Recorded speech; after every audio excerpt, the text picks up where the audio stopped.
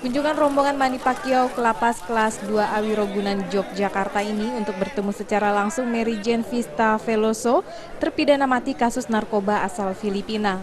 Di ruang kunjungan tahanan lapas Wirogunan, Yogyakarta, petinju kebanggaan negara Filipina tersebut terlihat berbincang dengan Mary Jane, bahkan mereka sempat berfoto bersama.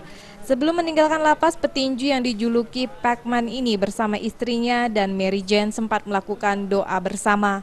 Tampak suasana akrab dan kekeluargaan dalam pertemuan tersebut. Mary Jane pun terlihat menangis haru menerima kunjungan tokoh tinju dunia ini. Sebelum berpisah, Mary Jane sempat mengalungkan sal warna biru kepada Pac-Man.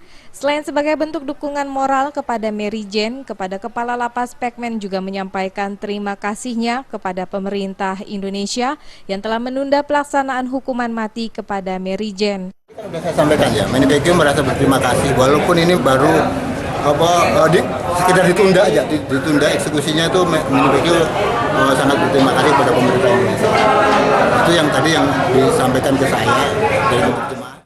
Setelah kunjungannya ke lapas Wirogunan, Yogyakarta ini rencananya Manny Pacquiao akan bertemu dengan Ketua DPR RI serta berharap bisa bertemu secara langsung dengan Presiden Indonesia.